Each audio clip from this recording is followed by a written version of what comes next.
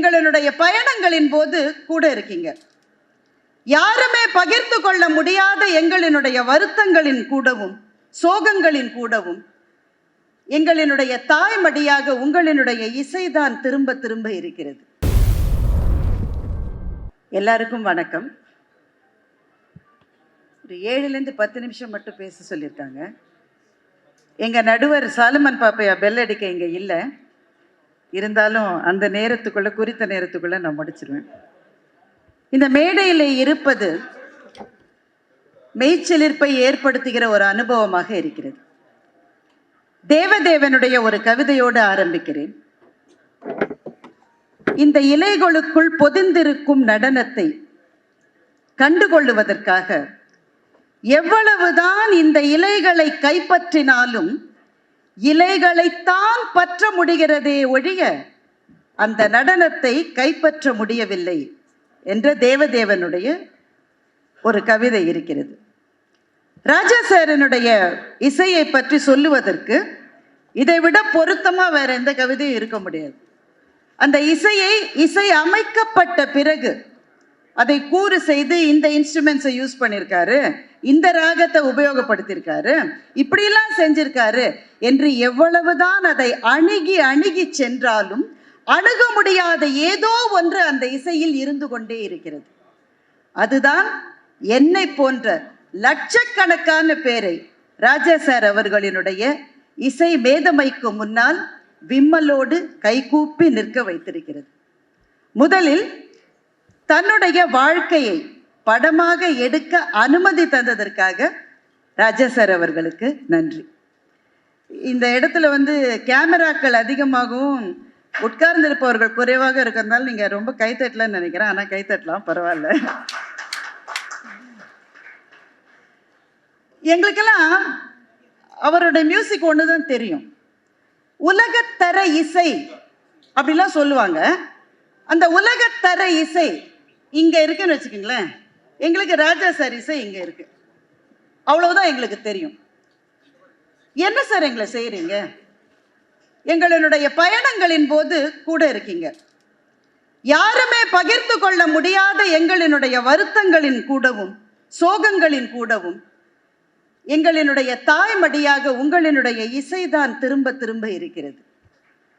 அவமானங்களுக்கு நடுவில், துரோகங்களுக்கு மத்தியில், தோல்விகளின் இடையில் எங்கள் கண்ணிலிருந்து சிந்துகிற கண்ணீரை துடைத்து விடுகிற விரலாக உங்களினுடைய இசை மாத்திரமே எங்கள் வாழ்க்கையில் கூட வந்து கொண்டிருக்கின்றது. முதல் காதல், முதலில் பிறந்த குழந்தை, முதல் பிரிவு, எல்லாத்துலயும் நீங்க தான் சார். வேற எதுவுமே எங்களுக்கு தெரியாது சார். ஆனா இப்படிப்பட்ட காலகட்டத்தில் வாழ்ந்தோம் என்று சொல்லுவதை விட எங்களுக்கு என்ன பெருமை இருந்திருக்க முடியும்? பிகாசோ என்கின்ற மகத்தான ஓவியரனுடைய காலத்தை பற்றி சொல்லுகிற போது அவர் வாழ்ந்த காலம் இந்த வருஷம் சோ இயர் அப்படிலாம் சொல்லுவாங்க இல்ல, அந்த மாதிரி சொல்ல மாட்டாங்களாம். The pink period and blue period என்று பிகாசோவினுடைய காலத்தை சொல்லுவார்களாம். ஏனென்றால் ஒரு கட்டம் வரையில் ரொம்ப பிங்க் ஷேட்ல மட்டும் படம் வரைஞ்சிட்டு இருந்தாரு, இன்னொரு காலகட்டத்தில் ப்ளூ ஷேட்ல படம் வரைஞ்சிட்டு இருந்தார். அதனால அந்த காலகட்டத்தையே வருடங்களால் சொல்லுவதை விட பிங்க் பீரியட் ப்ளூ பீரியட்னு சொல்லுவாங்க. நாங்கள்லாம் அப்படித்தான். இளையராஜாவினுடைய காதல் பாடல்களின் காலத்தில் வாழ்ந்தவர்கள், இளையராஜாவினுடைய மெலடிஸ் காலத்தில் வாழ்ந்தவர்கள், இளையராஜாவினுடைய ஆன்மீக பாடல்களின் காலத்தில் வாழ்ந்தவர்கள். அந்த ஒரு சின்ன ஒரு கிட்டாரினுடைய ஒரு அதிர்வில் எங்களினுடைய உயிரையும் ஆன்மாவையும் அதிர வைக்கக்கூடிய ஒரு இசைக்கலைஞனின் காலத்தில் வாழ்ந்தவர்கள். அவ்வளவுதான். நாங்கள் இந்த பெரும் பேரு கிடைச்சிருக்குன்னு எங்களுக்கெல்லாம் ரொம்ப கர்வமா இருக்கு, ரொம்ப பெருமையா இருக்கு. இந்த படத்தை எடுக்க ஒத்துக்கொண்டதற்காக சாருக்கும் அதில் ஈடுபட்டு இருக்கிற அத்தனை கலைஞர்களுக்கும், என்னை போன்ற இசையினுடைய நுணுக்கங்கள்லாம் ரொம்ப தெரியாம ஆனா இளையராஜா சாரினுடைய இசையே வாழ்க்கையாக வாழ்ந்து கொண்டிருக்கிற லட்சம் ரசிகர்களின் சார்பில் ஒரு நன்றி. இந்த படத்துல நிறைய மியூசிக் இருக்கும்னு எனக்கு தெரியும்.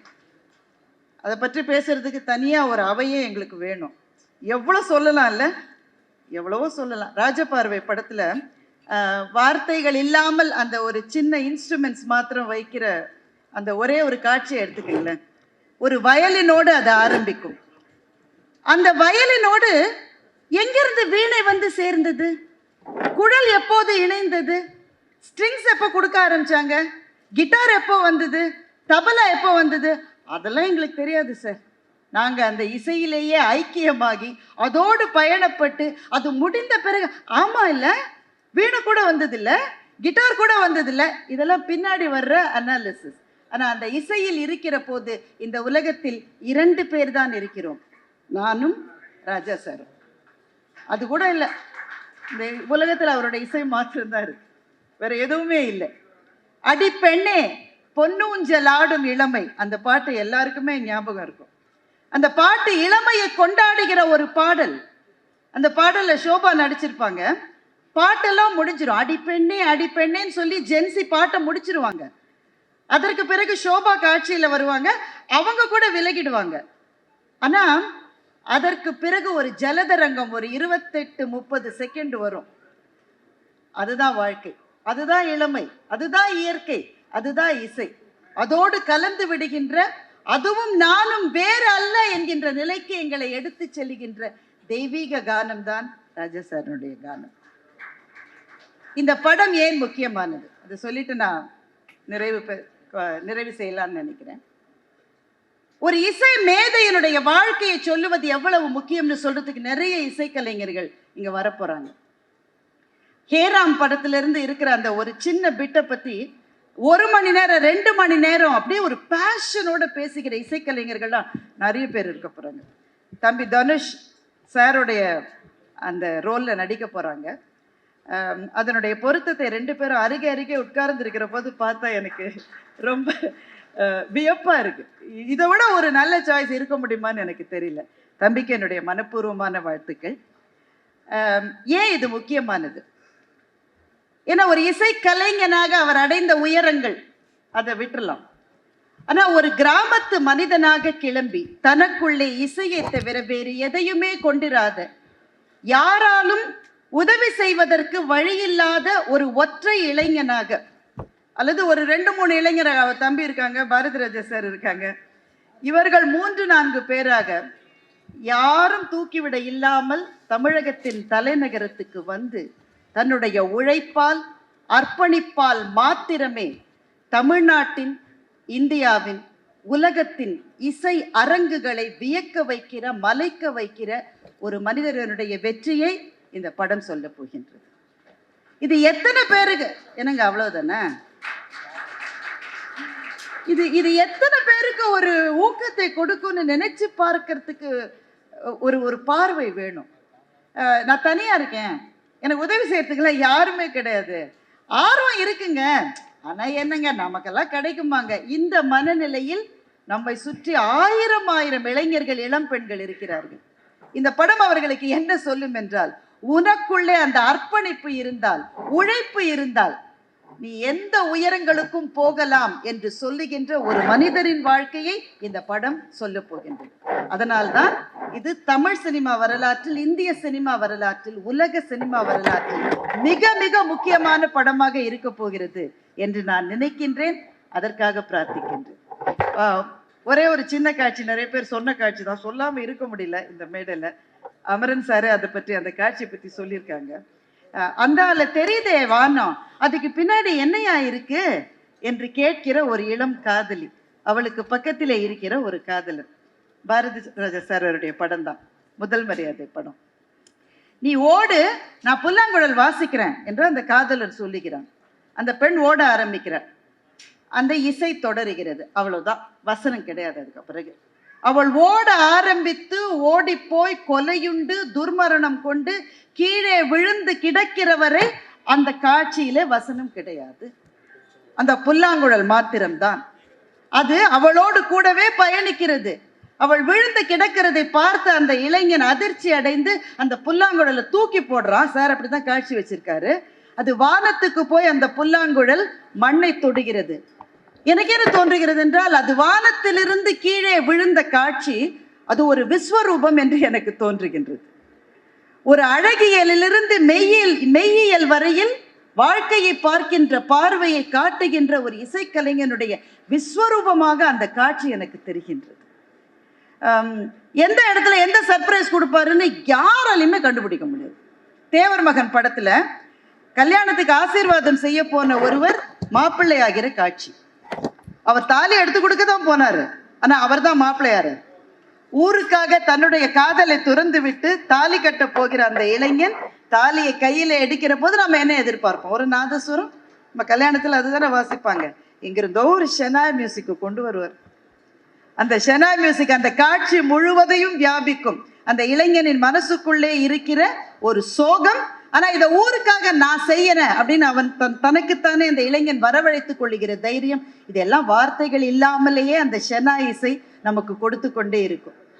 ஒரு தீபாவளி அன்று இரவு எங்கள் வீட்டினுடைய மொட்டை மாடியில் குழந்தைகளோடு உட்கார்ந்து கொண்டு வானத்தில் வெடித்து சிதறுகின்ற ஒளியை உமிழ்கின்ற அந்த வான வேடிக்கைகளை பார்த்து கொண்டு தென்றல் வந்து தீண்டும் போது என்ன வண்ணமோ மனசுல என்கின்ற ராஜா சாரனுடைய பாடலை நான் கேட்டேன்.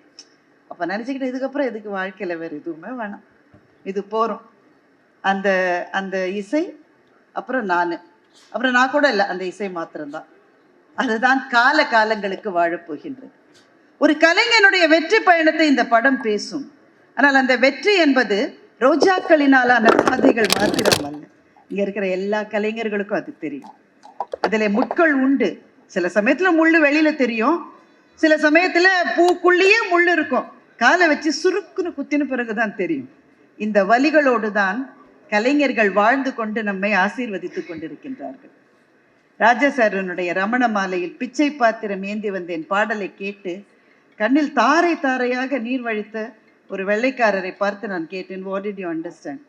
அவருக்கு அந்த வரிகள் அவருக்கு தெரியல, புரியல. அவர் திருவண்ணாமலைக்கு முதன்முறையாக வந்தவர். இது என்ன அனுபவம்னு சும்மா பார்க்கறதுக்காக வந்தவர். ஆனா எதுவுமே புரியாம அந்த இசை அவரை ஏதோ ஒரு ஆன்மீக அனுபவத்துக்கு மிக மிக அருகில் கொண்டு சென்றது.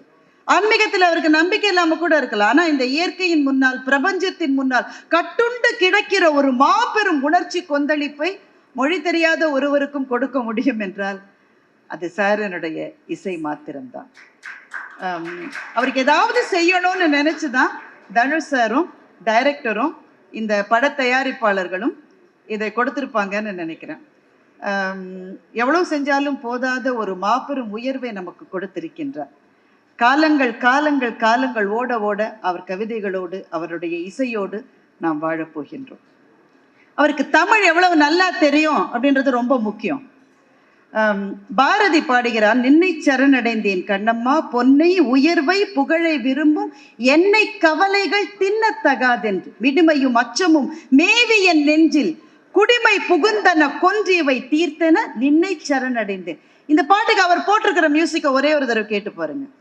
வாழ்க்கையினால் விரட்டப்பட்ட ஒரு கவிஞனின் உள்ள குமுறலை இதை தவிர யாருமே சொல்லிவிட முடியாது. இந்த இசை மொழி ராஜா சாருக்கு மாத்திரமே கைவந்த மொழி. அவர் நீங்கள்லாம் வர்றதுக்கு முன்னாடி இங்க ஒரு சகோதரர் வயலின் இசையில் உங்களுடைய பாடல்களை இசைத்து கொண்டிருந்தார். இந்த இடமே ஒரு பரவசமாக பறந்து போற மாதிரியான ஒரு உணர்வை ஒரு 5 நிமிஷத்துல அவரால் கொண்டு வர முடிஞ்சதுன்னா எல்லா கலைஞர்களுக்கும் பின்னால் உங்களுடைய இசைதான் மிஞ்சி இருக்கிறது. இந்த படத்தை அதில் ஈடுபடுகிற அத்தனை கலைஞர்களுக்கும் என்னுடைய வணக்கங்கள். வெற்றிகளை சொல்ல போகிறீர்கள், ஆனால் அவருடைய வலிகளையும் நீங்கள் சொல்லுவீர்கள் என்று நான் நினைக்கின்றேன். அந்த வலிகளை கடந்துதான் அவர் இந்த பாதையிலே சென்று கொண்டிருக்கின்றார். லட்சக்கணக்கான பேருக்கு வழிகாட்டி கொண்டிருக்கிறார்.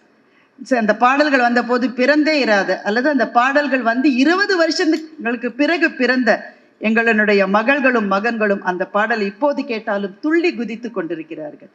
தாமரை பூவில் என்று எஸ்பிபி அந்த சரணத்தை எடுக்கிற நொடியில் 15-18 வயசு பையங்க குதிக்கிறாங்கன்னாக்க வயதே ஆவதில்லை உங்களுக்கும் உங்களினுடைய பாடல்களுக்கும். சில பேரை நினைத்து காலமாகிவிட்டது, சிலரின் விஷயத்தில் காலம் காலமாகிவிட்டது. ராஜா சாரனுடைய பாடல்கள் என்றும் வாடும். இந்த முயற்சியை முன்னெடுத்து சென்று கொண்டிருக்கிற அத்தனை பேருக்கும் தமிழ்நாட்டிலும் உலகத்திலும் இருக்கிற அத்தனை ரசிகர்களின் சார்பிலும் நன்றி என்கின்ற ஒரு எளிய வார்த்தையை தாண்டி நான் என்ன சொல்லிவிட முடியும்? இந்த படம் சிறப்பாக வருவதற்கும் மிக பெரிதாக பேசப்படுவதற்கும் அதை எல்லாத்தையும் விட முக்கியமா எங்கெங்கோ கிராமங்களில் இருக்கிற எங்க இளைஞர்கள் அதை பார்த்து சார் போயிருக்காரு, அவருடைய வெற்றிக்கு பின்னாடி இருந்தது அர்ப்பணிப்பும் உழைப்பும் மாத்திரம்தான். அது இருந்தா நாம போயிடலாம் என்கின்ற ஒரு ஊக்கத்தை எங்களுடைய ஏழை இளைஞர்களுக்கு இந்த படம் கொடுக்கும் என்றால் அதுதான் இந்த படத்தினுடைய மாபெரும் வெற்றி என்று சொல்லி என்னுடைய வாழ்த்துக்களையும் பதிவு செய்து இந்த நல்ல வாய்ப்புக்கு நன்றி சொல்லி முடிக்கின்றேன். வணக்கம்.